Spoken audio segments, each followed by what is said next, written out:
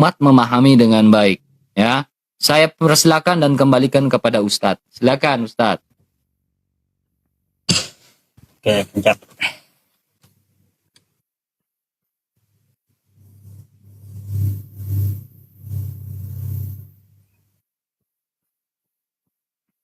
Belum.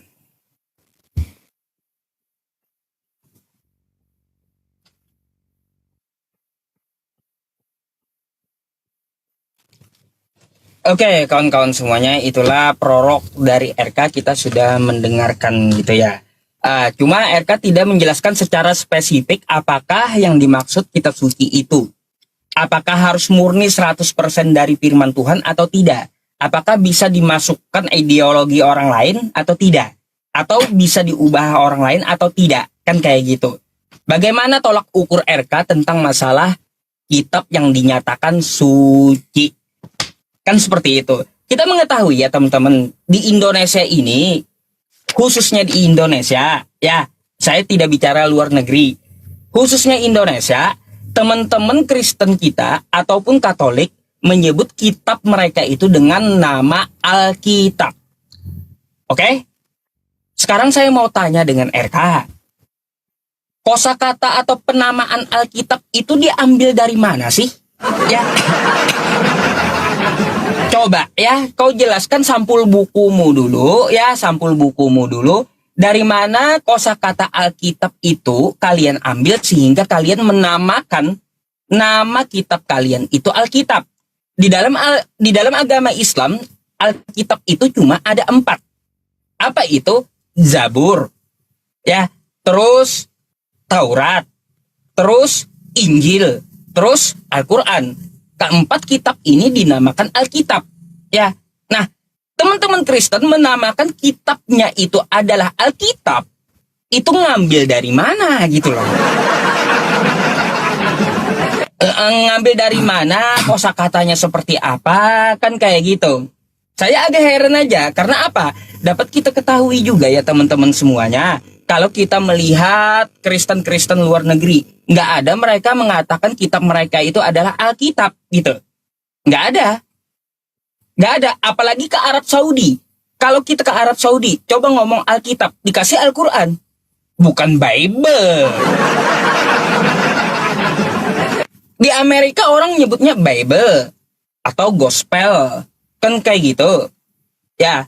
Atau di Yunaninya Biblos, kumpulan buku-buku. Nah, di Indonesia ini kenapa?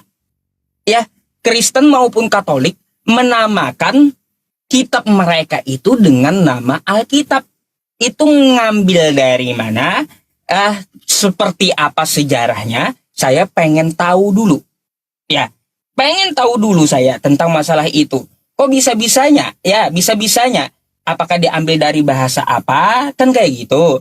Bisa-bisanya mereka menamakan kitab mereka Alkitab. Ini dari mana gitu sumbernya? Ya, biarin dia nge-google dulu nanti ya. Pasti udah. Pasti. Taunya apa? Taunya namanya doang. Maksudnya penamaan ini apa? Ya, coba dijelaskan. Kan seperti itu. Gak mungkin dong sebuah nama gak mempunyai makna. Kalau Al-Quran kan ada kosakatanya dari Qoro'a tuh ya. Al-Quran jamaknya. Tuh ada yang artinya baca. Bacaan Al-Quran itu. Ada penamaan kitab Al-Quran itu. Jadi kalaunya untuk masalah teman-teman Kristen, dari mana nama Alkitab ini terbit? Ya. Bisa-bisanya. Saya mau rinciannya dari RK nih ya teman-teman. Saya akan perhatikan jawabannya seperti apa. Dari mana kosakata ini berasal gitu. Kok bisa-bisanya Kristen atau Katolik di Indonesia menamakan kitab mereka dengan nama Alkitab gitu. Padahal ya teman-teman semuanya, Alkitab itu adalah nama lain dari Al-Quran. Ya, kita dapat membaca di dalam Quran surah Al-Baqarah ayat kedua. Dzalikal kitabul la raiba fi hudal lil muttaqin. Ya, Alkitab ini yang dimaksud adalah Al-Quran gitu loh. Ya, Alkitab ini nih, ya, dzalika Alkitab. Alkitab ini tidak ada keraguan padanya. petunjuk bagi yang bertakwa. Jadi Alkitab itu adalah nama lain dari Al-Quran gitu loh. Nah, jadi saya mau RK menjelaskan ya satu hal dulu ya tentang masalah sampul bukunya. Sampul buku sucinya. Bagaimana sih sejarahnya, kenapa dinamakan Alkitab dan mengambil dari bahasa apa? Itu yang kita perlu. Silakan. Baik. Kopi Pak Ustadz.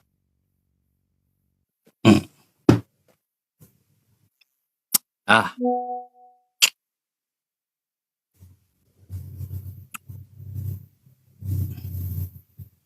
Belum muncul.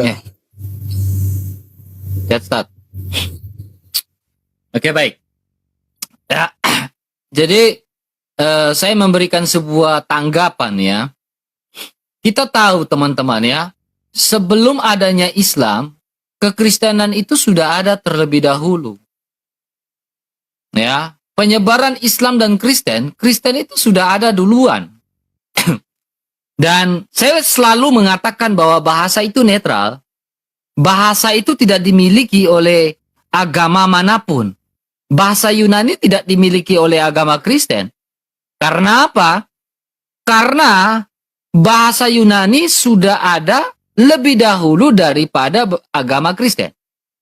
Begitu pula bahasa Arab. Bahasa Arab itu tidak dimiliki oleh agama Islam. Karena apa? Karena bahasa Arab sudah ada terlebih dahulu terlebih dahulu daripada agama Islam. Pahami sampai di situ dulu. Ya. Kalau Anda tidak memahami apa yang saya sampaikan, berarti kita jadi fanatik buta semua di Indonesia ini. Ya, kita jadi fanatik buta hanya karena bahasa, kita jadi fanatik buta. Ya. Ya, kitabun atau kitab ya. Diambil ya bahasa Indonesianya Alkitab. Ya, kita bisa bilang kata Allah ya. Kitab ya, kitab dari Allah, wahyu dari Allah. Nah, wahyu dari Allah ini seperti apa? Saya tunjukkan literaturnya, Ustadz. Nggak apa-apa, Pak Ustadz tanya dulu, nanti saya tanya balik nanti. Arah saya bukan ke sini sebenarnya, ya. Saya mengambil literatur dari Inspirasi Kanon Kitab Suci. ISBN-nya ada ya. Ya. Nah, kata grafe dapat berarti sebuah ayat, sebuah kitab. Kumpulan kitab yang dapat dipakai secara inklusif, secara keseluruhan atau maupun distributif masing-masing. Ya, tulisan. Ya. Sekarang dalam 2 Timotius, ya, kita lihat ya. Kata theo, pneustos, ya, terdiri dari kata theos dan pneustos, artinya menghembuskan atau meniup. Ya. Muncul sekali dalam Alkitab. Ya. Jadi kita mempelajari yang namanya inspirasi. Ya. Menjadikan buku yang menginspirasi. Ya. Jadi inspirasi dari Allah kepada para rasul atau inspirasi dari Allah kepada para nabi. Ya. Makanya kisah di mana bangsa Israel keluar dari, contohnya kisah di mana bangsa Israel keluar dari perbudakan tanah Mesir. Ada wahyu langsung dari Allah kepada para nabi. Tetapi kisah yang begitu inspiratif atau inspiratio, ya, perjalanan bangsa Israel adalah kisah sejarah yang fakta yang dicatat. Itu Pak Ustadz. Yang dicatat. Bukan berarti Allah menginspirasikan sebuah dongeng atau tidak seperti itu. Fakta-fakta itulah yang dicatat. Poin pertama, dikatakan kitab suci karena fakta itu dicatat. Dikatakan kitab suci karena wahyu itu berasal dari Allah. Jadi Allah tidak saja mendikte. Bukan seperti itu kitab suci. Tetapi apa yang dilihat, apa yang didengar, apa yang apa yang terjadi, itulah yang dicatat. Itulah kumpulan kitab suci. Ya, itulah kumpulan kitab suci. Ya. Saya tidak mau arah sampai sini, tetapi saya ingin membuktikan bahwa kitab suci itu sesuai fakta. Apakah Allah itu dalam Alkitab itu berkata benar dan bisa dibuktikan? Apakah Allah yang ada dalam Al-Quran dikatakan itu bisa benar dan bisa dibuktikan? Ya, tentunya Pak Ustadz pun mempercayai bahwa ya kitab Taurat, Injil dan Zabur Taurat itu ada 5, Pak Ustadz. Ya, tidak satu saja. Taurat itu ada kitab Beresit, kitab Beleshemot, kitab Vayikra, Bemidbar, Elehedebarim, itu Taurat. Nah, kalau bicara kitab Jabur, ya, kitab Jabur ini kitab apa? Kitab Injil itu ada 4, Matius, Markus, Lukas, dan Yohanes, itu dikanonisasi. Pertanyaan saya kepada Pak Ustadz, kitab Taurat itu yang mana menurut Islam? Sehingga kita membuktikan perkataan dari Allah di dalam Al-Quran. Ya, kitab Injil itu yang mana yang dimaksudkan oleh Allah? Contohnya Al-Araf 157. Nama Nabi Muhammad tertulis dalam Taurat dan Injil, itu pertanyaan saya. Taurat yang mana yang menuliskan nama Nabi Muhammad? Silakan.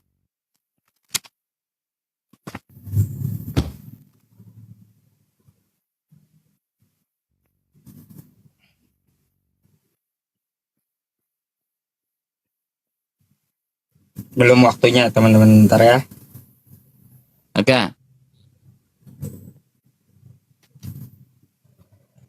Lagi-lagi ya pertanyaan kita di ronde pertama nggak dijawab pula. Gak nyambung gitu bahasa Israel. Yang kita pertanyakan, kau dari mana mengambil kosakata Alkitab? Kan kayak gitu. Alkitab itu ngambil dari bahasa mana? Kita mengetahui kitab kamu itu dari Yunani untuk perjanjian baru. Dan bahasa aslinya Ibrani kalau dalam perjanjian lama. Nah, bisakah kamu menunjukkan kosakata Alkitab dalam bahasa Yunani? Ada nggak kosakata Alkitab dalam bahasa Yunani? Gitu. Itu yang kita tanya. Kalaunya tidak ada, lalu ngambil dari mana ini kosakata Alkitab? Coba kau terangkan itu. Putarnya putar sana, putar sini gitu. Heran saya. Dengan dalih apa? Alasannya Kristen di Arab sudah ada lebih dulu. Oh, nggak pernah ada Kristen di Arab, kawan. Ya, di Arab itu hanya ada Nasrani. Apalagi di selatan Arab Saudi. Yang ada hanya Bani Najran. Nasrani Najran. Nggak ada Kristen. Dari mana ya Kristen di Arab? Dan sebelum ada Islam ya, sebelum ada Islam, betul sudah ada bahasa Arab. Tapi Nasrani Arab tidak menyebut kitab mereka itu dengan kosakata Alkitab. Enggak. Mereka menyebut kosakata kitab mereka itu dengan Al-Muqaddas Al-Ahdu Al-Jadid untuk perjanjian baru. Perjanjian lamanya disebut Al-Muqaddas Al-Ahdu Al-Qadim untuk perjanjian lama. Enggak ada Alkitab. Al-Muqaddas mereka menyebutnya itu ya Nasrani Arab. Gak pernah ada Kristen di Arab itu. Sejak kapan Kristen melayang ke Arab? Kristen itu melayangnya ke Yunani, ke pagan-pagan dewa-dewa sana gitu. Nah, yang ke arah Nasrani itu sekte Nasrani, Bani Yakub yang bermukim di selatan Arab, Najran. Itu yang diceritakan Al-Quran. Kristen udah ada di Arab, mimpi. Yang ada tuh Nasrani. Nasrani dengan Kristen beda. Nasrani itu keturunan Yakub. Ya, Nasrani itu dia menegakkan hukum Taurat. Nasrani itu wajib sunat. Nasrani itu mengharamkan babi. Kristen apa? Bukan Yahudi. Sunat kagak. Terus makan babi, ekornya pun habis babi. Ya, ekornya. Itu ya Kristen. Beda dengan Nasrani. Jadi sejak kapan ada Kristen di Arab? Ngaco. Yang ada tuh Nasrani. Ya, coba tunjukkan di mana jejak Kristen. Kristen ya, bukan Nasrani. Coba tunjukkan jejak Kristen di Arab. Arab mana sih? Kristen mana yang ke situ? Gitu. Ya. Oke. Nah, terus ya aku minta tunjukkan kata Alkitab dalam bahasa Yunani. Itu pertanyaan pertama tadi. Kamu jabarkan. Masa kamu tidak bisa menjabarkan sampul bukumu sendiri gitu? Bayangkan ya, kosakata Alkitab ini dapat dari mana? Dari Grape katanya. Diambil dari sebuah buku bla bla bla. Yang saya minta itu Kamu ngambil dari bahasa apa? Ya dijelaskan kepada kita. Dari mana? Kan kayak gitu. Ya, gramatikanya seperti apa? Itu yang kita minta. Kok bisa-bisanya kau menamakan kitab kau dengan kosakata Alkitab? Gitu, ya. Untuk masalah isinya, saya belum keisi dulu. Isinya itu fakta yang dicatat, kata RK. Kan kayak gitu, fakta yang dicatat. Nanti dulu keisi. Saya tanya sampulnya dulu, ya. Untuk masalah Al-Quran dan Injil, ya akan saya jawab. Quran surah Al-Maidah ayat 68, ya. Injil dan Taurat itu ajaran, bukan bentuk kertas. Paham? Tuh. Nih, bukan. Katakanlah hai ahli kitab, kamu tidak dipandang beragama sedikit pun, ya, hingga kamu menegakkan ajaran-ajaran Taurat, ajaran-ajaran Injil, dan ajaran-ajaran Al-Quran yang diturunkan kepadamu dari Tuhanmu. Jadi Injil dan Taurat itu ya bukan berbentuk kertas. Jadi apa yang diturunkan kepada Nabi Musa, perintahnya, ya wahyu firman Allah itulah Taurat. Apa yang diturunkan kepada Nabi Isa, itulah Injil gitu. Begitu, bukan kertas. Nah, jawab pertanyaanku. Oke. Aduh, Ustaz. Ustaz.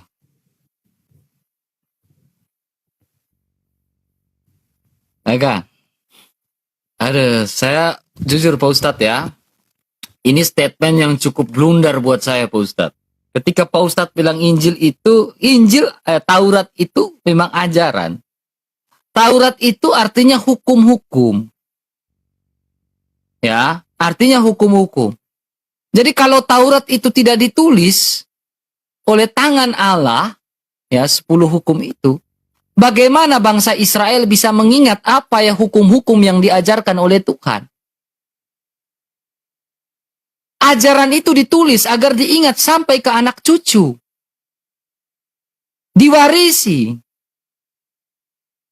Ya. Nah, saya lakukan perbandingan ini Pak Ustadz. Aduh, ini kacau nih Pak Ustadz ini ya. Pak Ustadz perhatikan baik-baik Ustadz. Kamu blunder di sini Pak Ustadz ya. Ini Pak Ustadz perhatikan di dalam surah Al-Maidah ayat 45 Pak Ustadz. Ini apa Pak Ustadz? Kami telah menetapkan bagi mereka, Bani Israel di dalamnya adalah Taurat. Bahwa nyawa dibalas dengan nyawa. Lihat ini. Mata dengan mata. Hidung dengan hidung. Telinga dengan telinga. Gigi dengan gigi. Ini perkataan Taurat. Tertulis di mana Pak Ustadz? Ini Alkitab. Janganlah engkau merasa sayang kepadanya, sebab berlaku nyawa ganti nyawa, mata ganti mata, gigi ganti gigi, tangan ganti tangan, kaki ganti kaki. Ini Taurat. Sebelum Al-Quran mengatakan ini, Alkitab sudah mengatakan terlebih dahulu, bre. Jadi kalau Pak Ustadz bilang Taurat itu bukan tulisan, blunder nih. Jadi ini ajaran atau tulisan ini Pak Ustadz? Ini tulisan atau bukan? Al-Maidah ini tulisan atau ajaran Pak Ustadz? Ini blunder Pak Ustadz di sini. Kena nih Pak Ustadz ini. Ya, langsung kena nih Ustadz di sini Ustadz. Ini ajaran atau tulisan ini? Jadi lebih tepatnya adalah tulisan sekaligus ajaran. Makanya di dalam kitab 2 Timotius Pak Ustadz, ya. Di dalam kitab 2 Timotius pasal 1 ayat 5 Pak Ustadz. Ya. Jadi Pak Ustadz jangan salah kaprah. Ya. Ya. Nih Pak Ustadz. Ya. Di dalam kitab 2 Timotius itu mengatakan segala sesuatu yang mengajar dan menuntun. Dalam Alkitabnya tulis seperti itu. Ini Pak Ustadz blunder di situ, ya. Kemudian Pak Ustadz, ya, berikutnya Pak Ustadz. Pak Ustadz bilang, makanya saya bilang sebelum ada Islam, Kristen sudah ada. Kisah para Rasul pasal 1 ayat 11, baik orang Yahudi maupun penganut agama Yahudi, orang Kreta dan orang Arab. Ya, jadi khotbah Petrus itu menobatkan 3.000 orang lebih. bertobat, termasuk orang Arab, mengikuti sebagai pengikut Kristus, Pak Ustadz. Ada orang Arab itu. Jadi sebelum ada Islam, Kristen sudah ada. Nah, Pak Ustadz, ya, tadi saya sudah menjabarkan kitab Taurat itu adalah kitab Bereshit, kitab Peleshemot, kitab Vayikra, Elehedebari. Dalam surat Al-Araf 157, di mana Taurat yang mana yang dimaksudkan oleh Allah? Ya, itu pertanyaan saya yang pertama. Pertanyaan saya kedua, saya harap Pak Ustadz menjawab. Bagaimana perkataan Allah ini bisa dibuktikan? Contohnya gini, Pak Ustadz. Terkait di dalam surah Al-Kahfi, ayat yang ke-9 sampai ke-15 atau sampai 21. Itu tentang Asbabul Kahfi. Kisah Asbabul Kahfi ini kisah terjadi di mana, Pak Ustadz? Apakah ini adalah kisah fiktif? Kalau ini kisah yang benar-benar nyata, bisakah Allah, perkataan Allah ini yang ada dalam Al-Quran ini, dibuktikan, Pak Ustadz? Kisah Asbabul Kahfi ini terjadi di mana? Tunjukkan datanya. Sebagai menunjukkan bukti bahwa Al-Quran ini benar. Ya, itu pertanyaannya. Saya masih buka pelan-pelan. Kan kita bicara tentang kitab suci, berarti secara general. Lalu kita eksplisitkan pelan-pelan. Bisakah kisah Asbabul Kahfi ini dibuktikan terkait 7 orang pemuda yang tertidur? Tertidurnya di mana? Apakah informasi dari Allah ini pertanyaan, apakah informasi dari Allah ini hoax? Apakah firman dari Allah ini hoax? Kalau tidak hoax, buktikan. 7 pemuda ini siapa-siapa saja. Ya, saya minta dibuktikan itu, Pak Ustadz. Silakan, saya kembalikan.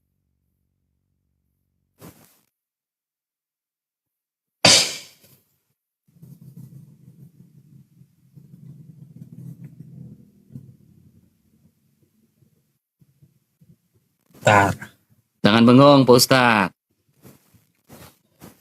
Aduh, ya aku bengong karena jawabanku lagi-lagi tidak dijawab oleh RK. Mana asal usul nama Alkitab tuh dari mana? Kan itu yang kita tuntut dari tadi. Tunjukkan kalau itu berasal dari bahasa Yunani, tunjukkan bahasa Yunaninya. Jangan kau menamakan kitab kau itu Alkitab, tapi tidak menjelaskan dari mana kata itu berasal. Ya, coba itu dijawab dulu. Aku tidak akan menjawab Ashabul Kahfi yang lain-lain karena kau tidak jawab satu pertanyaanku aja nggak kau jawab gitu loh. Coba tuntaskan dulu tugasmu ya, menjawab pertanyaanku, menjabarkan kosakata Alkitab. Jangan kesana kemari dulu. Fokus ke situ kosakata Alkitab. Kita dibahas kitab, bukan bahas sejarahnya. Ya, yang kita bahas itu masalah kitab suci. Makanya kan keluar dari tema. Muter sana muter sini, kamu blunder katanya. Ini Tauratnya yang mana? Udah dibilang Taurat itu ajaran tidak ada berbentuk tulisan. Yang diajarkan kepada Nabi Musa, lalu ya berkembang sampai menjadi tulisan. Paham? Jadi awalnya itu adalah wahyu yang dituliskan oleh pengikut-pengikutnya. Bukan berarti ya Taurat itu bukunya turun dari langit gitu. Enggak. Aduh, kita pun paham yang seperti itu. Enggak ada bludernya. Enggak ada. Jadi kalau kau bawa Quran surah Al-Maidah ayat 45 ini ya. Nih. Dan kami telah tetapkan terhadap mereka ya di dalamnya Taurat bahwasanya ya jiwa dibalas dengan jiwa, mata dengan mata, ya hidung dengan hidung, telinga dengan telinga, gigi dengan gigi, dan luka-luka pun ada kisosnya. Kau baca ya sampai ayat 50-nya di mana Taurat dan Injil itu disimpan ya kebenarannya, maka dapat kita lihat di dalam Al-Maidah 48-nya, dan kami telah menurunkan kepadamu Al-Quran dengan membawa kebenaran, membenarkan apa yang sebelumnya, yaitu kitab-kitab yang diturunkan sebelumnya, dan batu ujian terhadap kitab-kitab yang lain itu. Maka putuskanlah perkara mereka menurut apa yang diturunkan oleh Allah. Jadi kalaunya ingin melihat kebenaran dari Taurat dan Injil, itu lihatlah Al-Quran. Gitu maksudnya. bukan berarti melihat kitab kalian. Salah. Contoh ketika Yesus mengucapkan apa Yesus? Aku akan kembali kepada Bapakku dan Bapamu, Allahku dan Allahmu. Itu ada. Innallaha rabbi wa rabbukum fa'budu. Hadza siratum mustaqim. Az-Zukhruf ayat 64. Maryam 36. Itu asli kami akui. Itu firman dari Allah kepada Nabi Isa. Begitu pula kepada Nabi Musa. Apa yang diturunkan kepada Nabi Musa? Kata Bani Israel. Di dalam Quran surah Al-Maidah ayat 32 itu. Mata ganti mata, gigi ganti gigi. Lalu 10 hukum Taurat yang dituliskan. Apa saja? Apakah diverifikasi oleh Al-Quran? Diverifikasi. Contoh ya, jangan membunuh. Jangan membunuh. Jadi kalaunya membunuh di dalam Quran surah Al-Maidah ayat 32. Di situ dikatakan dia seperti membunuh semua orang yang ada di muka bumi. Gitu. Makanya lihat Al-Quran gitu. Ya, Al-Maidah ayat 32. Tuh. Nih. 32. Min ajli dzalik katabna ala bani Israil man qatala nafsan bi ghairi nafsin aw fasadin fil ardi faka'anna ma qatalan nasa jami'a. Kami tetapkan kepada Bani Israel dulu, ya, bahwa dia yang membunuh satu orang sama dengan membunuh seluruh manusia. Diverifikasi oleh Al-Quran bahwa betul isi Taurat seperti itu. Itulah firman Tuhan kepada Nabi Musa. Gitu loh. Gitu. Aku bertanya cuma satu, sampul bukumu dulu yang kutanya sama kamu. Kamu sampul buku itu dapat dari mana? Nggak usah ke lain-lain dulu. Mari kita kaji sampul bukumu itu. Alkitab itu berasal dari mana? Dari apa? Bagaimana definisinya? Kok malah ke isi Al-Quran, ke Zulkarnain dan bla bla bla. Jauh kali gitu. Dijawab, dijelaskan.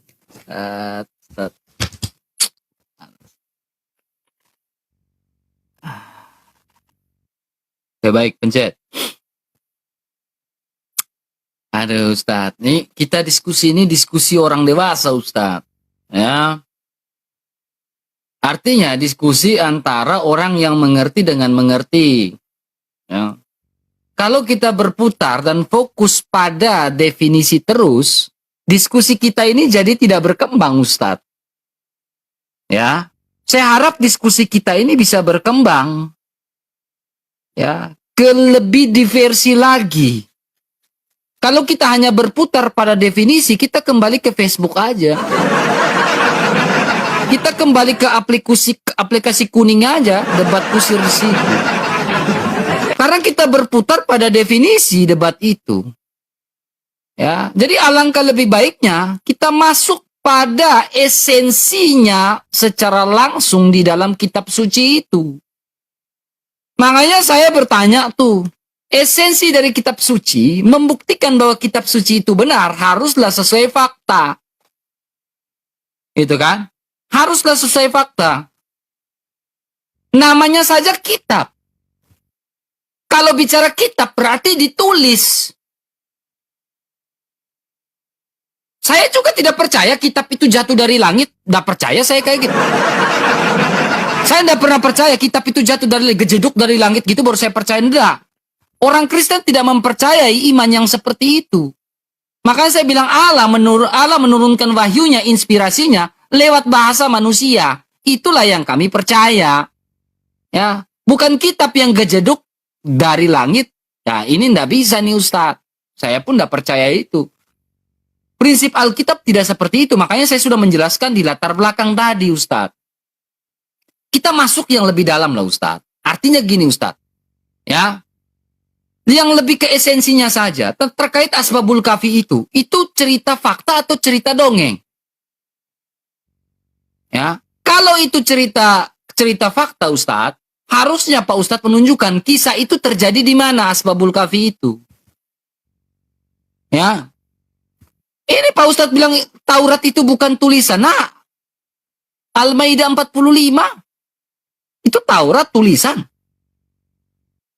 Kenapa bilang itu bukan tulisan? Tulisan itu ditulis. Ya, itulah Pak Ustadz. Ya, Injil yang mana? Ya, Injil tertulis. Ya, kita masuk yang ke esensinya aja Pak Ustadz. Biar seru deh Pak Ustadz. Kalau kita hanya masuk berputar pada definisi, ini diskusi anak TK.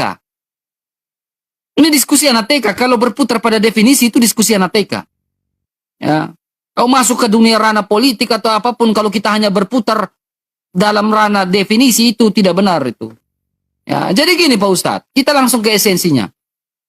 Terkait Asbabul Kafi, terkait Al-Araf 157, nama Nabi Muhammad di dalam kitab Taurat dan Injil mana?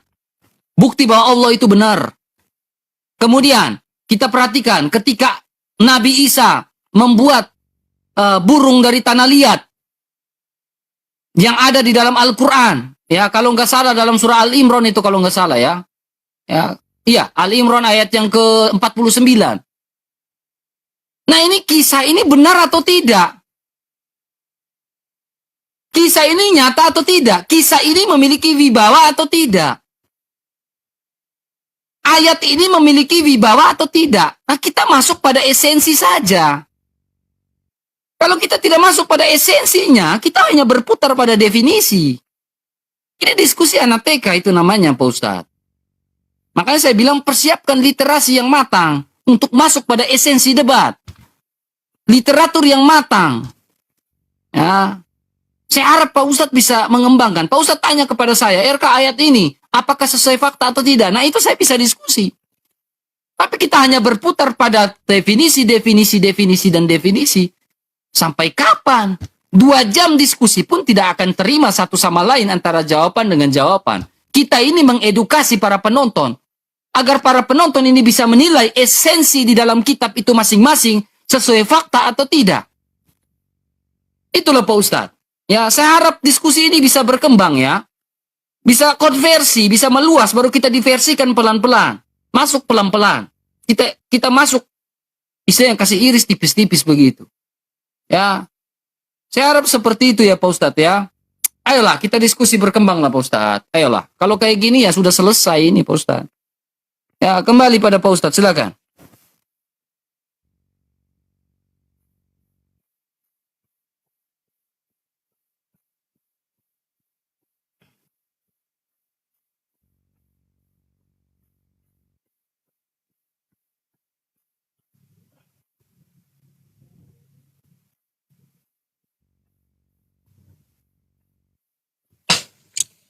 Oke teman-teman, sepertinya RK ini bukan levelnya saya gitu ya, bukan lawan saya dia ini kayaknya. Iya, perlu banyak belajar lagi kayaknya ya. Nggak cocok dia lawan saya kayaknya ya. Diminta penjelasannya seperti apa kosakata Alkitab, sampulnya dulu gitu loh. Kau jabarkan dulu sampulnya gitu. Dari hasil mana kata ini diambil ya. Akar katanya dari ini, kan kayak gitu. Pemaknaannya seperti ini. Baru kita lihat sampul, ya, baru kita lihat sampul, belum kita lihat isi. Nanti dulu kita ke isinya. Sampulnya aja kamu kagak paham dengan kitabmu sendiri gitu loh. Kamu nggak ada ilmunya gitu, nggak ada ilmunya. Penamaan kitab sucimu aja kamu nggak tahu gitu dari mana.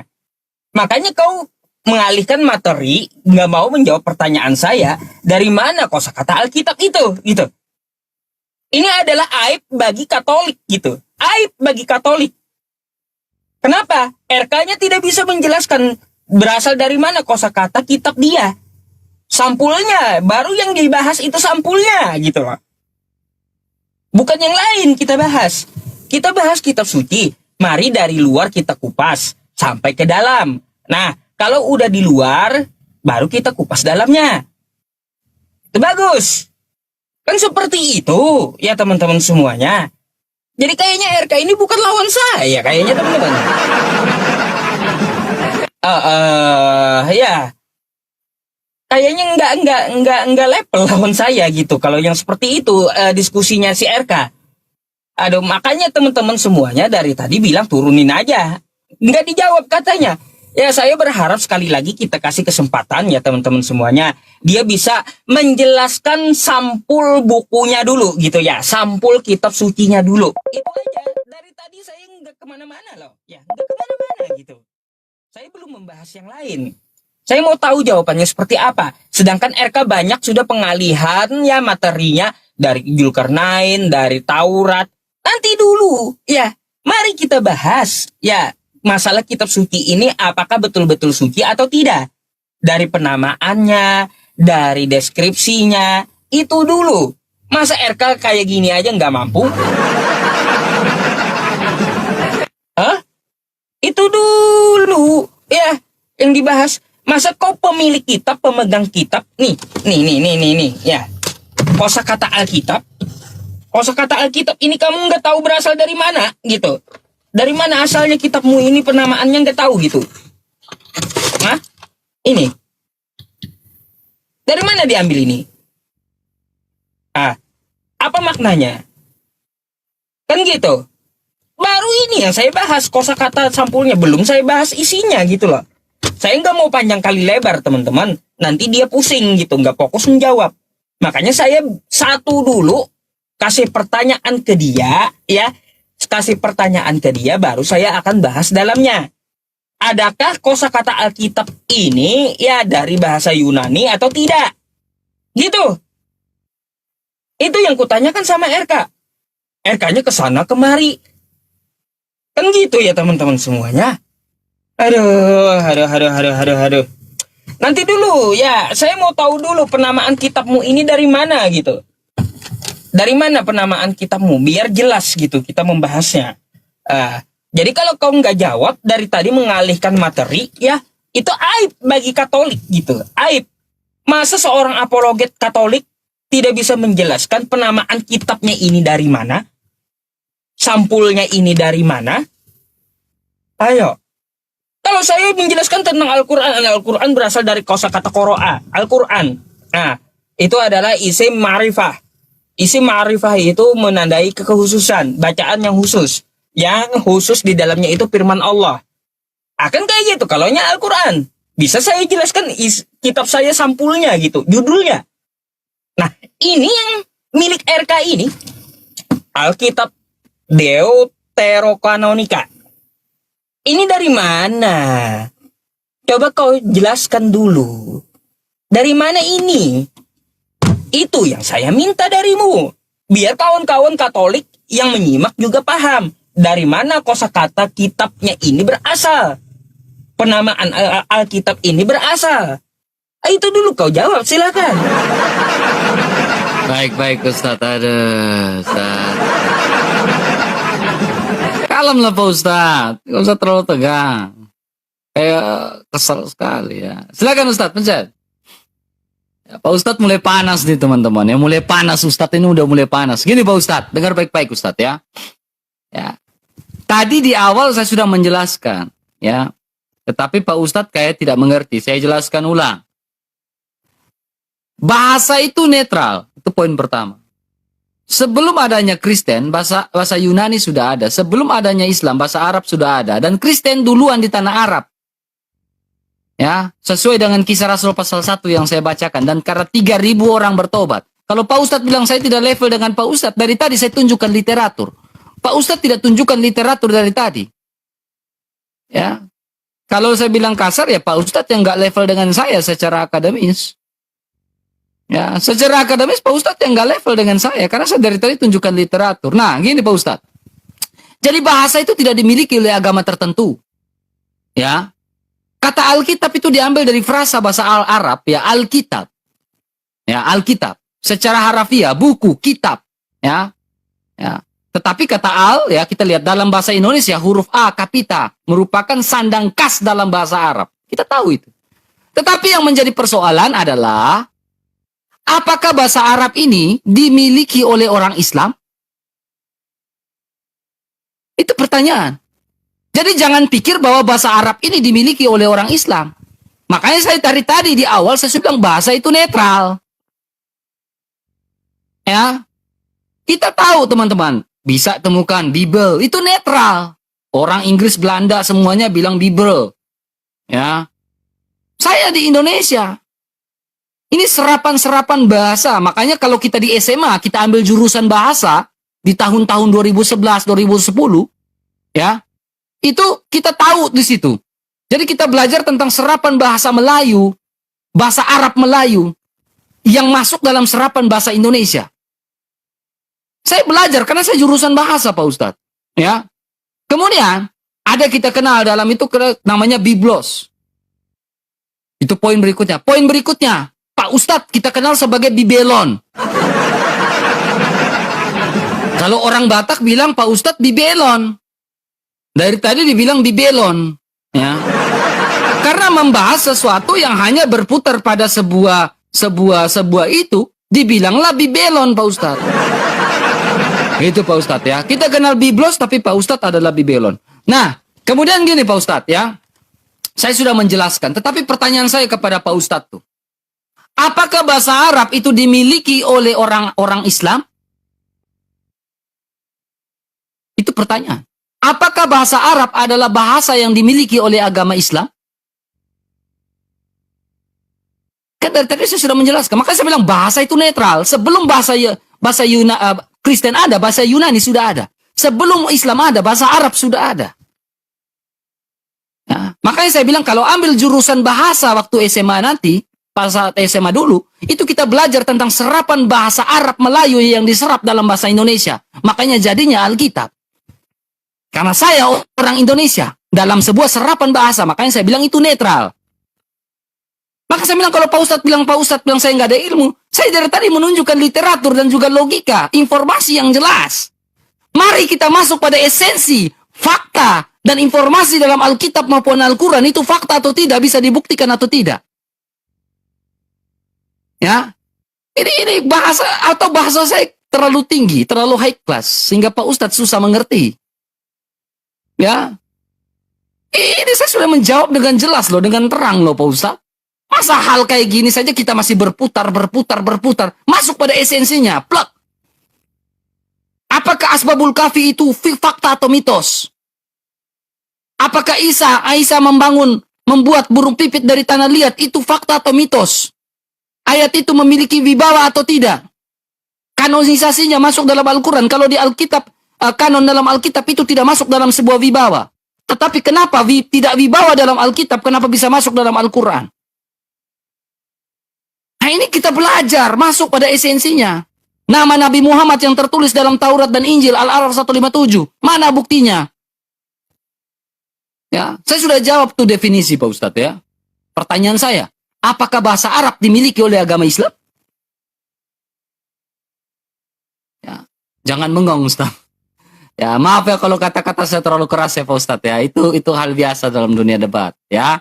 Ya, saya kembalikan pada Ustadz. Silakan. Saya harap Pak Ustadz bisa ini ya.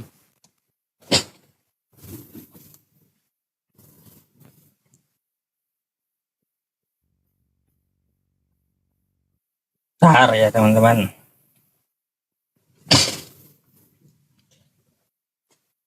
Katanya RK tadi menjelaskan ya teman-teman. Alkitab dari bahasa Arab. Mana datanya mana? Ditunjukkan gitu. Apakah dari Yunani ada bahasa Alkitab? Kan kayak gitu. Tunjukkan ke layar kepada kami gitu. Biar semua bisa belajar. Jangan cuma omong-omong doang. Kata kamu kan maunya akademis. Gimana mau akademis? Kamu aja bacot doang. Kayak gitu. Coba kau tunjukkan. Nah, nih teman-teman Alkitab dari sini, dari bahasa Yunani, berakar kata Yunani ini. Kan kayak gitu. Mana itu? Itu yang kuminta samamu. Bukan bacotmu yang kuminta. Iya. Dari mana kalian mengambil? Sejarahnya seperti apa? Terus penamaan ini kalau dari bahasa Yunani, dari apa diambil kata Yunaninya? Itu yang kami minta. Ya, jelas kalau Alkitab, kata al itu dari Arab kata kamu. Ya, al itu memang dari Arab semuanya. Alkitab, ya, kecuali alkohol. Alkitab, al itu adalah isim kekhususan, isim ma'rifah namanya. Dibagi pula tuh isim tuh, ya, banyak pelajarannya. Kayak gitu. Ini ambil kosakata menamai kitabnya tapi nggak ngerti. Ya, nama kitabnya ini berasal dan seperti apa gitu maksudnya. Bayangkan teman-teman ngambil nama nggak ngerti seperti apa dan maknanya seperti apa gitu. Berasal dari mana nggak ngerti kawan-kawan kita Katolik ini. Nggak ngerti. Itulah ya, memang sih ya kalau yang namanya maling gitu ya teman-teman semuanya, maling curi mobil ya, maling curi mobil itu nggak ngerti gitu bagaimana cara memakai mobil gitu, nggak ngerti ya. Taunya yang dia curi itu mobil, udah penggunaannya nggak tahu maksudnya apa kayak gitu. Itu ya teman-teman semuanya, ya kan nyambung gitu loh RK. Jadi kau tunjukkan aja Alkitab dari bahasa Yunani, Biblos, ataukah seperti apa, atau ada kata Alkitab di dalam Yunani, kayak gitu. Bukan masalah kekanak-kanakan. Kaunya yang tidak mau menunjukkan data akademisnya seperti apa. Sampul kitabmu ini tunjukin ke layar gitu. Ini teman-teman bahasa Yunaninya Alkitab diambil dari ini. Kan kayak gitu. Atau Alkitab ini diambil dari Arab kosakata ini. Gak ada ilmunya kau. Gak ada ilmunya. Iya. Itu pertanyaan saya loh. Ya, baru itu pertanyaan saya. Saya nggak membebani RK dengan pertanyaan yang banyak gitu. Enggak. Satu aja dulu saya bebani dia pertanyaannya. Nantilah banyak-banyak nanti dia bikin pusing. Bisa lepas otaknya nanti kalau saya kasih tanya jawab yang banyak gitu. Satu aja nggak dia selesaikan sampai sekarang gitu loh. Tunjukkan kepada kami biar kami bisa belajar dan mengetahui sejarah penamaan Alkitab Kristen ini, sampulnya ini. Itu yang kita minta. Nah gitu kawan ya. Belum lagi ku tanya tentang masalah esensi dalamnya. Menceret lagi kau nanti. Belum tuh. Aku nggak mau bahas masalah Musa, Taurat nanti dulu. Sampul dulu kita bahas ya. Terus ya untuk Ashabul Kahfi nanti ku jawab. Gampang itu, ada jawabannya aku ya. Tapi aku mau tahu dulu, bisakah kamu menjelaskan kitab sucimu sendiri gitu sebelum kamu membaca kitab suci saya Al-Quran? Kamu aja nggak bisa baca Arabnya. Nah, pertanyaanmu terkait ya, apakah bahasa Arab itu milik Islam? Jawabannya tidak. Jawabannya tidak. Bahasa Arab itu berkembang. Ada bahasa Arab kuno sebelum Islam, pra-Islam ada dan saya akui. Tetapi pra-Islam itu tidak ada yang Nasrani di Arab menyebut kitab mereka dengan kosakata Alkitab, nggak ada. Nasrani Arab menyebut kitab mereka Perjanjian Baru Nasrani itu ya Al-Muqaddas Al-Ahdu Al-Jadid. Perjanjian lamanya Nasrani Arab menyebut Al-Muqaddas Al-Ahdu Al-Qadim. Nggak ada Alkitab, ngibul kau. Tunjukkan ke layar seperti apa gitu. Kami mau belajar, silakan. Ini belajar.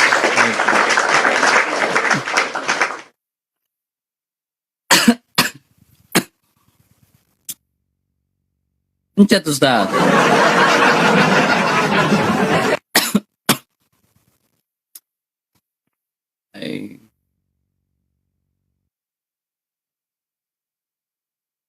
Oke, baik teman-teman ya.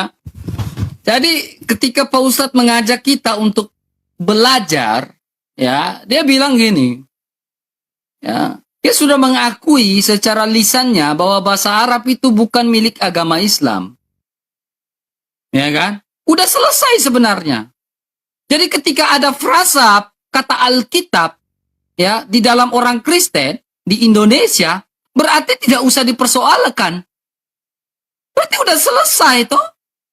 Lalu Pak Ustadz mengatakan bahwa terkait pra-Islam, penggunaan frasa Alkitab dan lain-lain, Pak Ustadz mengomong lisan seperti itu, ya datanya di mana? Pak Ustadz juga tunjukkan datanya. Kita juga membutuhkan itu, Ustadz. Iya kan? Nah, maka saya bilang udah clear, udah selesai. Kenapa saya bilang sudah selesai, Ustadz? Kalau kalian masih fokus bilang kami mencuri frasa kata Alkitab, orang Indonesia, negara kita ini negara hukum, Ustadz. Negara kita ini negara hukum. Berapa kali kalian sudah pergi ke pengadilan mengutarakan bahwa Kristen tidak boleh, orang Kristen mencuri frasa Alkitab karena itu dari bahasa Arab? Sudah berapa kali? Karena itu dari kata Al-Quran. Sudah berapa kali kalian ke sana? Diterima atau tidak? Kamu ke sana juga percuma. Orang tidak akan terima. Karena apa? Orang pintar memandang bahwa bahasa itu netral. Bahasa itu netral. Tidak bisa kau bilang ini. Makanya logical fallacy. Pak Ustadz sudah mengatakan bahwa bahasa Arab tidak dimiliki oleh agama Islam. Berarti udah ketika habis itu Pak Ustadz masih protes bahwa kata mencuri frasa gini-gini. Berarti ini logical fallacy. Ya, saya harap kita memahami hal ini dengan baik. Terus gini Pak Ustadz. Pak Ustadz mengatakan bahwa belum lagi saya masuk ke esensinya. Justru itu yang saya mau. Langsung masuk ke esensinya tentang asbabul kafi. Apakah itu fakta atau mitos? Langsung pada esensi. Ya. Ketika Isa membuat burung pipit dari tanah liat, itu esensi langsung kita bahas di situ. Saya udah menyiapkan loh, ini literatur saya udah siap untuk masuk kepada esensi ini, saya udah siap literatur. Tapi dari tadi bilang esensi, masuk Kak, nanti masuk esensi, nanti saya tanya ini kamu bingung. Justru saya mau masuk ke esensinya dari tadi. Daripada kita berputar soal definisi dan frasa. Definisi dan frasa. Ini diskusi anak TK Pak Ustadz, jujur. Langsung pada esensi, karena ini penonton yang nonton kita ini. Ya. Kalau kalian tidak terima dengan frasa Alkitab ya, langsung saja melakukan pengajuan banding kepada pengadilan agama atau pengadilan ini, langsung bilang, orang Kristen tidak boleh menggunakan kata Alkitab, frasa Alkitab, tidak boleh. Tidak boleh itu. Diterima nggak sama pemerintah Indonesia? Negara kita kan negara hukum. Ya kan? Maka saya bilang, maka saya bilang Pak Ustadz, ayo kita berpikir secara ini dan kita masuk pada esensinya. Berani nggak? Saya tantang Pak Ustadz sekarang. Saya tantang Pak Ustadz sekarang. Berani atau tidak Pak Ustadz masuk pada esensinya langsung? Untuk menjawab pertanyaan-pertanyaan esensi saya yang betul-betul fokus poinnya. Asbabul kafi itu mitos atau fakta? Kita langsung masuk ke situ.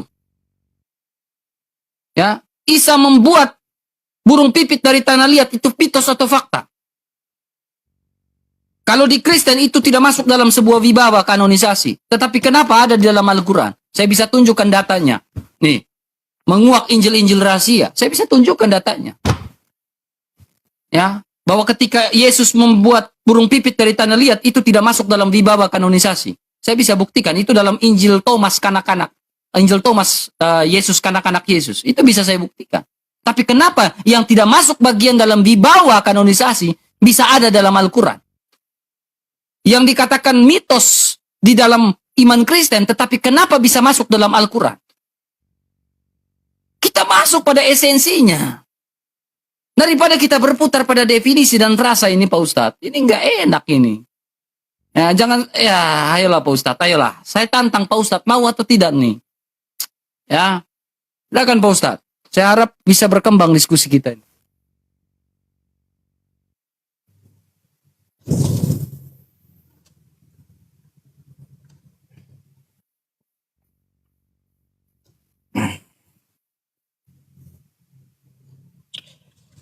Oke, teman-teman semuanya, saya penuhi dulu ya tuntutan RK. Kagak usah literatur yang banyak atau asli dari Islam Arab ya teman-teman semuanya. Yang umum aja seperti Republika ya. Tahu gitu loh, ya tahu bahwa Nasrani Arab dulu menyebut kitabnya bukan Alkitab, tapi apa? Nih ya teman-teman, mari kita lihat.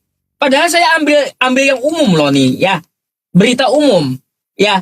Perjanjian lama dalam bahasa Arab disebut Al-Ahdu Al-Qadim. Nggak ada Alkitab. nggak ada. Dalam bahasa Belanda disebut Old Testament. Kan kayak gitu. Lalu perjanjian barunya, ya, sedangkan perjanjian baru dalam bahasa Arab disebut Al-Ahdu Al-Jadid. Kan kayak gitu. Ada datanya saya, ya. Jadi bukan saya omon-omon, ya, bukan omon-omon doang kalau saya. Makanya saya bilang, Islam memang di abad ke-6 muncul di Arab, tapi sudah ada bahasa Arab itu, dan bahasa Arab itu bukan milik Islam. Nah, cuma sebelum Islam itu datang, tidak ada orang Arab, Nasrani Arab menyebut kitab mereka itu dengan kosakata Alkitab. Mimpi. Coba tunjukkan samaku, mana orang Arab Nasrani yang sebelum Islam datang dia menggunakan kosakata Alkitab. Udah dibilang, mereka menyebutnya Al-Muqaddas Al-Ahdu Al-Jadid untuk perjanjian baru. Terus perjanjian lamanya Al-Muqaddas Al-Ahdu Al-Qadim untuk perjanjian lama. Itu Nasrani Arab. Udah ku jelaskan sama kamu. Kan kayak gitu. Secara definisi, kata kamu. Ya, secara definisi, tolong tunjukin. Ya, tunjukin. Yang dari bahasa Yunaninya mana Alkitab tadi? Kosakata Alkitab dari bahasa Yunani. Ya, yang kata kamu tadi. Ya, tunjukin gitu ke layar ya. Tunjukin ke layar ya. Di mana dari bahasa Yunani Alkitab itu ya diambil. Udah, kalau mau masuk ke lain-lain bisa nanti. Ya, biar kita berkembang. Gimana mau diskusinya berkembang kalau satu pertanyaan aja kamu nggak jawab dari tadi. Satu pertanyaan aja kamu nggak akademis. Lalu gimana mau berkembang diskusinya? Perkembangan diskusi itu tergantung dari kamu sendiri gitu. Kalau kita udah bahas sampulnya, maka aku akan bahas dalamnya. Udah, itu janjiku gitu. Kan seperti itu. Tolong tunjukkan dulu di mana kosakata Alkitab dalam bahasa Yunani. Ya, setahu aku ya, RK. Alkitab itu berasal dari bahasa Arab. Bahasa Arab dari wazan kataba. Kataba yaktubu, yang artinya tulis. Atau buku. Atau kitab. Jamaknya kutubun. Bukan Alkitab. Kutubun jamaknya. Jadi dia itu berasal dari kata kataba. Bisa tulis, bisa kitab, bisa ketetapan, bisa juga kewajiban. Tergantung dari kalimatnya gitu. Jadi yang dinamakan Alkitab itu ya, yang dinamakan Alkitab itu adalah ketetapan dari Tuhan semesta alam yang diberikan kepada para rasulnya. Jadi isinya wahyu semua. Wahyu semua dari Tuhan. Dari Tuhan semesta alam. Nggak ada perkataan orang lain, nggak ada. Ataupun penambahan atau revisi dari manusia, nggak ada. Masa manusia merevisi kitab Tuhan? Lebih pintar manusia daripada Tuhan gitu. Manusianya lebih pintar daripada Tuhan. Kan enggak. Itulah definisi yang dinamakan Alkitab. Alkitab itu adalah 100% firman Tuhan, ketetapan dari Tuhan yang diturunkan kepada Rasulnya. Lalu dituliskan. Itu namanya kitab suci. Ketetapan dari Tuhan. Tuh, ku kasih tahu kamu. Wajarnya dari kata kataba. Kataba dalam bahasa Arab. Dan itu nama lain dari Al-Quran. Surah Al-Baqarah ayat kedua. Zalikal kitabula raiba fi hudal lil muttaqin. Alkitab ini, Al-Quran ini, Alkitab ini petunjuk bagi orang yang bertakwa. Itu RK. Ya, Baik. tunjukkan Alkitab dalam bahasa Yunani mana? Baik.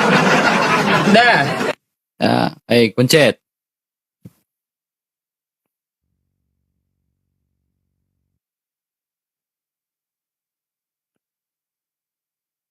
Oke, silakan. Pak Ustadz tentu tahu negara kita ini negara konstitusi, berlandaskan hukum, Pak Ustadz. Ya, kecuali Pak Ustadz membuat negara kita menjadi negara syariah. Kecuali Pak Ustadz memiliki tujuan untuk membuat negara Indonesia ini menjadi negara Islam. Yang tidak berlandaskan hukum dan konstitusi tetapi berlandaskan syariat. Nah, ini yang berbahaya. Makanya makanya saya bilang di awal, kita akan menjadi fanatik bodoh nanti. Ya. Jadi arahnya Pak Ustadz mereka ini saya takutnya. Ini praduga tak bersalah ya. Saya takut masih dalam pemikiran saya, apakah tujuan kalian ini membuat konstitusi negara kita ini, negara hukum ini, yang Pancasila ini menjadi negara syariat. Ini saya rasa ada praduga ya. Makanya saya tunjukkan ini Pak Ustadz. Ini sampul depan ini, bagian depan. Alkitab. Ya, ISBN semuanya. Pak Ustadz baca ini apa? Hak cipta dilindungi oleh undang-undang. Alkitab. Tadi saya sudah jelaskan frasanya. Betul dari bahasa Arab. Betul. Tapi bahasa Arab tidak dimiliki oleh agama tertentu. Hak cipta dilindungi oleh undang-undang. Ya. Makanya saya bilang kita berputar di sini. Kalau Pak Ustadz masih ngotot di sini, jujur saya mempertanyakan dan mempradugakan, praduga tak bersalah. Apakah tujuan Pak Ustadz mereka ini hanya gara-gara frasa Alkitab yang sudah dilindungi oleh undang-undang, kalian mempersoalkan itu? Ini pertanyaan ini loh Pak Ustadz. Apa tujuan dan motif dibalik ini loh? Ya, tak bisa. Negara kita Bhinneka Tunggal Ika, Pak Ustadz. Dilindungi oleh undang-undang, suku, agama, budaya, dan lain-lain itu dilindungi oleh undang-undang. Ya, kita semua dilindungi oleh undang-undang di sini. Kalau kalian mempersoalkan ini, makanya kalian mau ganti undang-undang konstitusi kita. Kata frasa Alkitab ini dilindungi oleh undang-undang. Itulah Pak Ustadz. Makanya saya bilang, ayolah. Kita bahas esensinya saja Pak Ustadz. Kalau tidak bisa masuk kepada esensinya, ini menjadi persoalan besar. Kenapa tidak berani masuk esensi? Ya. Nah, tapi kalau masih seperti ini saja ya udah, ini sudah jam 10:30 juga. Silakan Pak Ustadz saya closing statement dan Pak Ustadz kita akhiri. Dan kita ambil waktu lain waktu untuk membahas esensi itu secara langsung. Ya, daripada kita mutar-mutar terus di sini. Nggak berani masuk ke esensi. Ya kan? Ya, jadi alangkah lebih baiknya ya kita persiapkan materi kita, Pak Ustadz persiapkan materi Pak Ustadz, agar kita masuk pada kitab suci yang esensinya ayat demi ayat kita masuk dan kita membahas itu. Sehingga kita tidak berputar pada frasa, definisi, ya. Ya, kalau kita belajar politik itu lalu kita diskusi dengan orang politik Pak Ustadz, lalu kita duduk dengan orang politikus nih Pak Ustadz, lalu kita hanya diskusi masalah definisi Pak Ustadz, kita dianggap anak kecil, anak TK. Kita yang sudah biasa berorganisasi Pak Ustadz. Misalkan saya udah biasa berorganisasi, ikut organisasi, dan kita hanya bahas definisi, saya dianggap anak kecil, anak TK Pak. Ya. Jadi kita dewasa dalam berorganisasi dan dalam dialektika ini. Yang tidak hanya berputar pada definisi terus. Ya.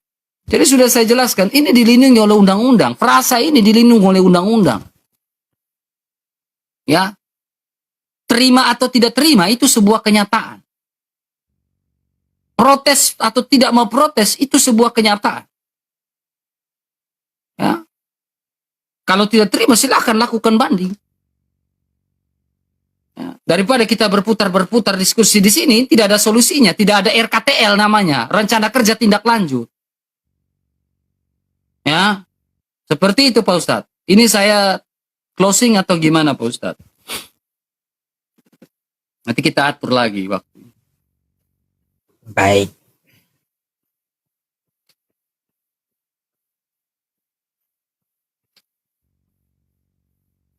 Ya Pak Ustadz, ini kita closing, habis itu Pak Ustadz closing atau gimana? Saya tidak akan keluar daripada closing. Kirim waktunya.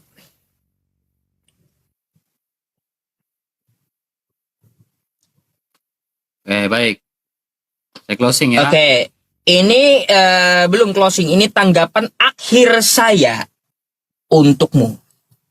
Ya, Oh, Mas, setelah ini kamu tanggapan akhir, habis itu kamu closing, dan habis itu baru aku closing. Oke, silakan. Closing gak nyebrang ya. Oke. Nah, jadi Oke. seperti itu. Ini tanggapan akhir. Jadi begini ya teman-teman semuanya. RK menduga-duga dengan asumsinya bahwa kita mau bikin negara syariah. Karena apa? Tidak bisa menjelaskan kosakata Alkitab ini didapat dari mana lalu berlindung dengan undang-undang gitu. Nggak nyambung. Nggak nyambung. Sebelum kalian mengajukan ya perlindungan ke negara, kalian sudah menamakan kosakata Alkitab ini. Alkitab ini dari mana sebelum ke negara kalian ajukan? Dari mana diambilnya?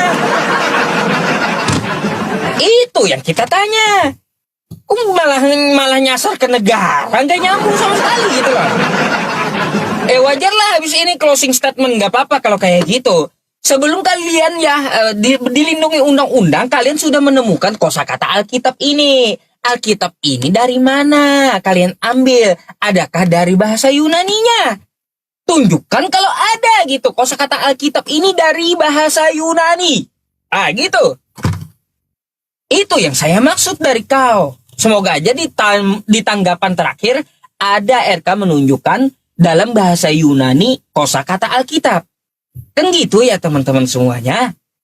Oke? Jadi teman-teman hentikanlah komen turun-turun, nggak usah. Biarkan kita selesaikan. Ini tanggapan akhir juga gitu. Karena nggak bisa berkembang. RK-nya sendiri nggak bisa menjelaskan sampul bukunya. Baru sampulnya loh. Nggak bisa dia menjelaskan. Ayo, dari mana? Kosakata Alkitab kalau diambil dari Yunani. Kan kayak gitu. Atau kitabmu ini berasal dari Yunani, bahasa apa asalnya? Itu dulu yang kau jelaskan kepadaku. Nanti kita bahas esensi ke dalam nanti lain waktu. Boleh, silahkan. Ya, silahkan. Ini bahas sampul aja, muter sana muter sini. Kagak dijelaskan oleh RK. Nah, kan kayak gitu. Setelah saya tampilkan ya saya punya data. Orang Arab ya, Kristen Arab sebelum Islam datang itu menyebut apa? Banyak kok di artikel. Banyak mereka menyebut Al-Muqaddas. Bahkan kalau kamu ke Arab Saudi ngomongnya Alkitab, ya, kamu pasti disuruh dikasih Al-Quran gitu. Dikasih Al-Quran, bukan kitabmu. Kitabmu nggak masuk ke dalam Alkitab. Alkitab tadi dari kata kataba, yaitu ketetapan dari Tuhan. Artinya tidak boleh ya ada ideologi atau tulisan orang, pemikiran orang masuk di dalamnya. Kitabmu ini bukan Alkitab. Nggak bisa disebut Alkitab. Karena ini adalah apa? Penyelidikan dari Lukas ada. Tafsir mimpi dari Yohanes di Pulau Patmos ada. Nggak bisa penglihatan Yohanes di Pulau Patmos masuk di sini. Penyelidikan Lukas di sini masuk. Nggak bisa disebut Alkitab. Alkitab itu adalah ketetapan dari Tuhan 100%. Bukan berarti apa?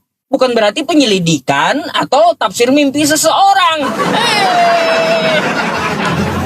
Makanya saya bilang dan memprotes kosakata Alkitab. Kok kalian namakan kitab kalian dengan nama Alkitab?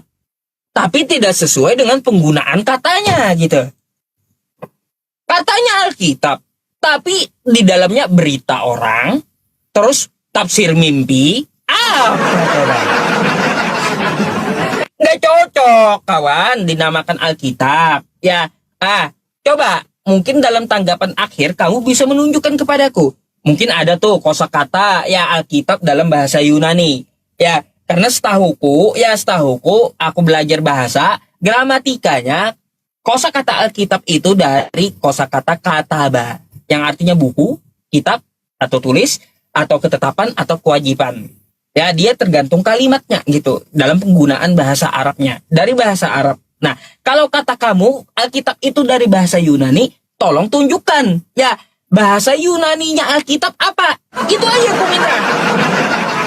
Silakan gitu, tanggapan akhirmu. Ya, tunjukkan Kosakata Alkitab dalam bahasa Yunani itu tanggapan akhirku.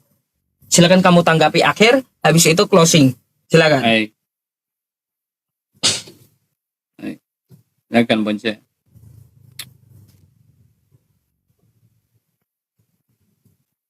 Oke, baik. Begini Pak Ustadz. Saya itu tipikal orang yang tidak biasa mengulang-ulang apa yang saya jelaskan. Dari awal saya sudah menjelaskan apa yang saya jelaskan. Dan tipikal saya tidak mau mengulang-ulang. Kan saya sudah bilang frasa dari kata dari bahasa Arab. Dan Pak Ustadz sendiri sudah mengakui bahwa bahasa Arab bukan milik agama Islam. Itu sudah clear. Itu sudah clear Pak Ustadz.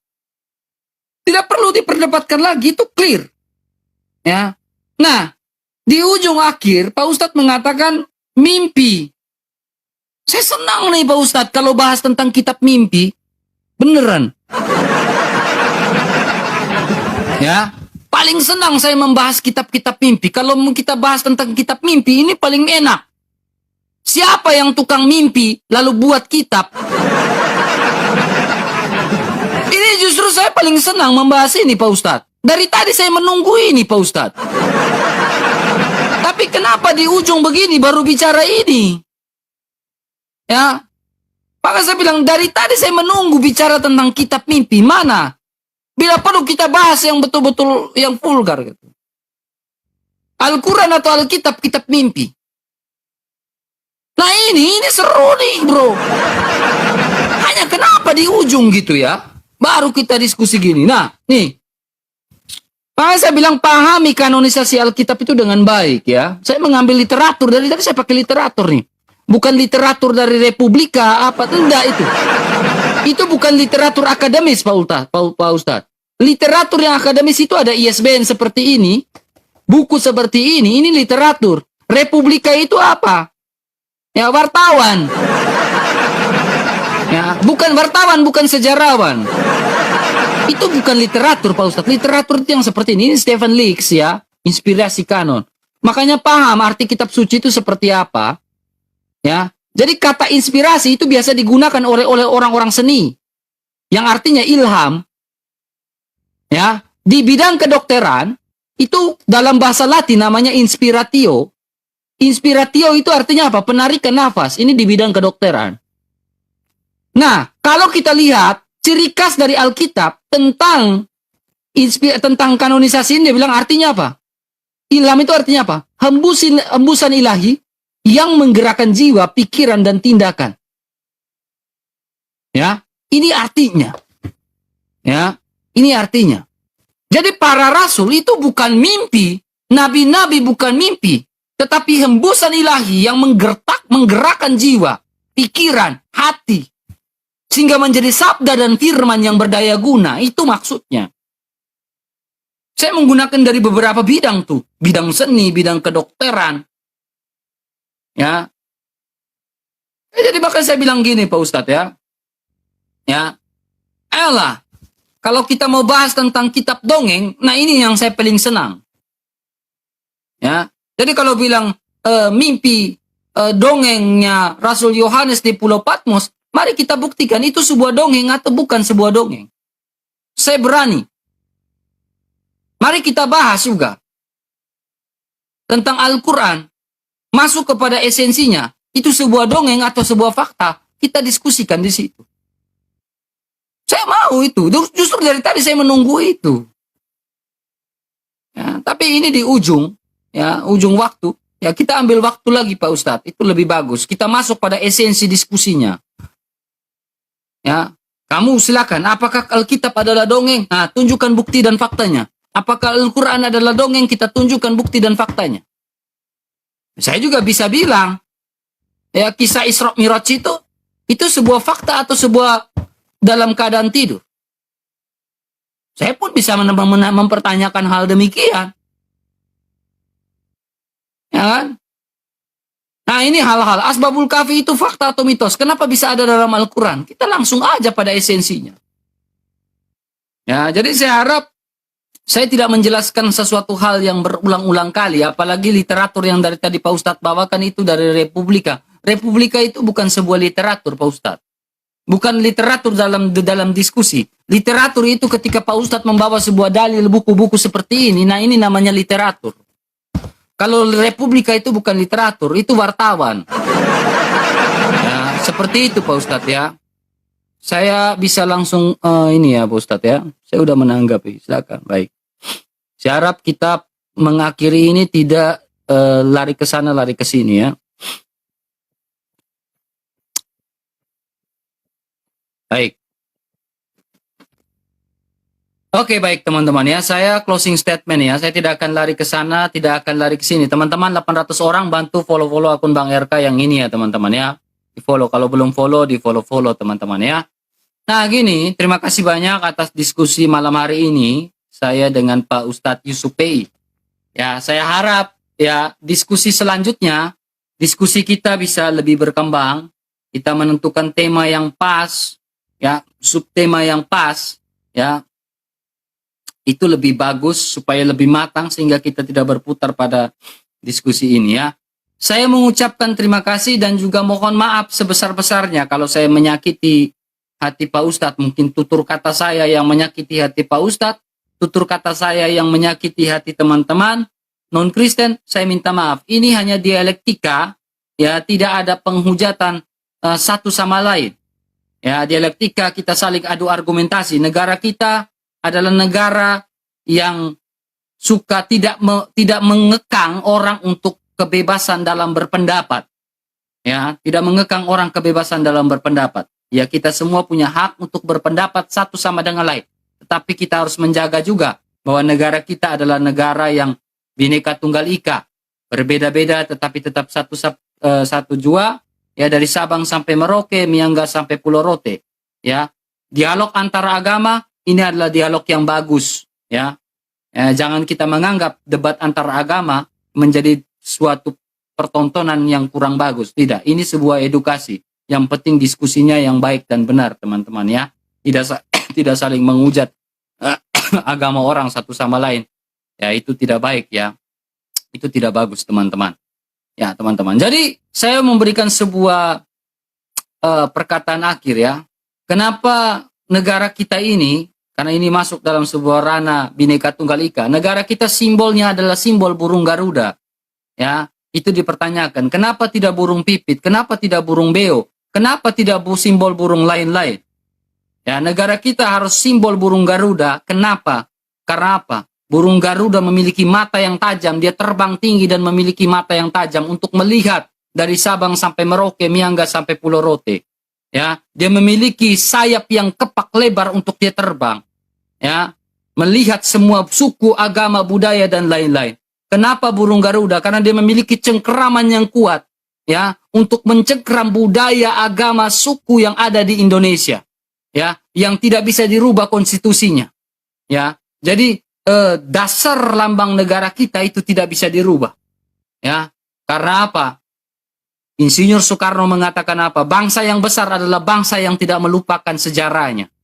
Nah, itu kata Insinyur Soekarno. Ya, bangsa yang besar adalah bangsa yang tidak melupakan sejarahnya. Ya, kita belajar dari sejarah bangsa Indonesia yang betul-betul berjuang, ya, sampai kita ada undang-undang dasar, kita bisa merdeka, ya, ya dari agama. Ya, kita semua berjuang sama-sama dalam bangsa ini. Ya, jadi perdebatan ini bukanlah untuk memecah belah bangsa, tetapi perdebatan diskusi ini adalah hak setiap manusia di Indonesia ini untuk saling tukar-menukar pendapat. Ya, tukar-menukar pendapat. Berbeda pendapat itu hal biasa, berbeda agama itu hal biasa, itu dinamika dalam kehidupan kita. Ya, jadi seperti itu teman-teman ya. Jadi jangan marah kalau saya ada salah-salah kata terhadap Pak Ustadz, ada kata-kata saya yang salah terhadap teman-teman Islam, jangan marah, jangan masuk ke dalam hati. Kalau kalian masuk ke dalam hati menjadi akar pahit dan pada akhirnya membusuk. Ya, itu tidak bagus ya. Jadi kita jangan pernah dendam jikalau ada perbedaan ya, seperti itu. Ya, maaf kalau salah-salah kata Pak Ustadz Yusupei, jangan dimasukkan ke hati. Ya. Ya, mungkin saya hanya sampai di situ saja, tidak bisa berkata-kata apa lagi, ya. Oke lah, selamat malam, selamat beristirahat untuk teman-teman Kristen maupun teman-teman Islam, ya. Saya tidak akan belok dari ya perkataan saya ini tidak akan belok ini karena ini tidak boleh framing ya, karena di ujung diskusi ini tidak boleh framing ya, karena saya yakin Pak Ustadz juga orang yang berwibawa ya, dia punya kata penutup itu tidak mungkin dia framing sana framing sini ya, seperti itu ya, karena kita sama-sama ingin profesional. Oke, sampai di situ Pak Ustadz, terima kasih, salam.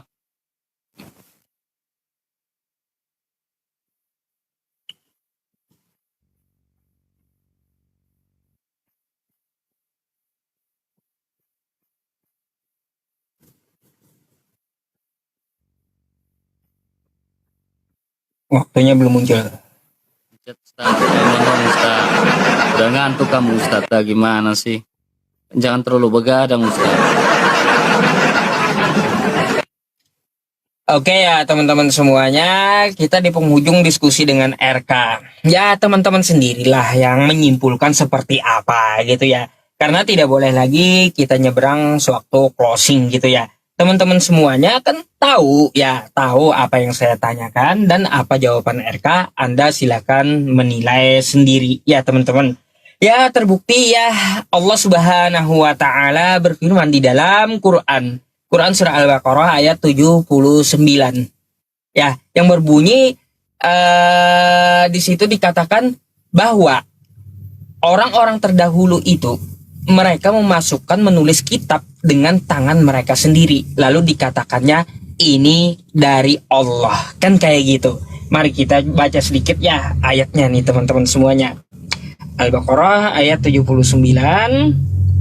Ini ya. Saya bukakan buat teman-teman semuanya. Fawailul lilladzina yaktubunal kitaba biaydihim. فويل للذين يكتبون الكتاب بأيديهم ثم يقولون هذا من عند الله ليشتروا به ثمنا قليلا فويل لهم مما كتبت أيديهم وويل لهم مما يكسبون. Celakalah orang yang menulis Alkitab dengan tangan mereka sendiri, lalu dikatakannya ini dari Allah dengan maksud untuk memperoleh keuntungan yang sedikit. Dengan perbuatan itu maka kecelakaanlah yang besar bagi mereka akibat apa yang ditulis oleh tangan mereka sendiri, dan kecelakaan yang besarlah bagi mereka akibat apa yang mereka kerjakan. Ya, terus teman-teman kalau kita merujuk juga ke dalam Quran surah Ali Imran ayat 78. Ya, nih 78. Saya bukakan sama teman-teman di ayat opening ini. Ya, wa inna minhum la fariqan yalwuna alsinatahum bil kitab litahsabuhu minal kitab wa ma huwa minal kitab wa yaquluna huwa min indillah wa ma huwa min indillah wa yaquluna 'alallahil kadziba wa hum ya'lamun. Apa di sini dikatakan? Sesungguhnya di antara mereka ada segolongan yang memutar-mutar lidahnya membaca Alkitab agar kamu menyangka yang dibacanya itu sebagian dari Alkitab, padahal ia bukan dari Alkitab. Dan mereka mengatakan ia adalah datang dari Allah, padahal itu bukan dari Allah. Mereka berkata dusta terhadap Allah sedang mereka mengetahui. Jadi ya teman-teman semuanya, ya saya hanya menyampaikan ya di luar Al-Quran perlu kita verifikasi dengan Al-Quran kita. Kan Al-Quran ini adalah kitab yang utama. Inna hadza lafis suhufil ula. Sesungguhnya Al-Quran ini adalah kitab yang utama yang tercatat udah di zaman sejak dulu ya para nabi. Suhufi Ibrahim wa Musa, yang di dalamnya terkandung masalah yang pernah diturunkan Allah Subhanahu wa taala dari suhufnya Ibrahim dan suhufnya Nabi Musa sampai Nabi Isa alaihi salam. Jadi seperti itu ya teman-teman semuanya ya. Maha suci Allah ya dengan segala firman-Nya. Shadaqallahul azim wa tammat kalimatu rabbika shadaqan wa adala la mubaddila li kalimati wa huwas samiul alim. Ya teman-teman semuanya, telah sempurnalah kalimat Tuhanmu yang di dalamnya mengandung kebenaran dan keadilan. Tidak akan ada dapat manusia atau makhluknya yang untuk mengubah satu titik pun dari Al-Quran ini. Ya, Allah Maha menjaga dari segala kecacatan Al-Quran. Oke ya teman-teman semuanya, mungkin diskusi kita dengan RK kali ini saya hanya ingin menyampaikan kepada RK, mari kita pahami dulu dari luar sampai dalam apa itu kitab suci. Sebenarnya itu saja yang mau saya sampaikan dengan RK dan mau saya diskusikan gitu. Ya, oke. Mungkin kalau ada kosakata yang salah ya kurang berkenan dari saya mohon maaf sama RK sama penontonnya juga seperti itu ya. Ya, jadikanlah diskusi kita ini sebagai penambah wawasan, menambah edukasi dan hiburan untuk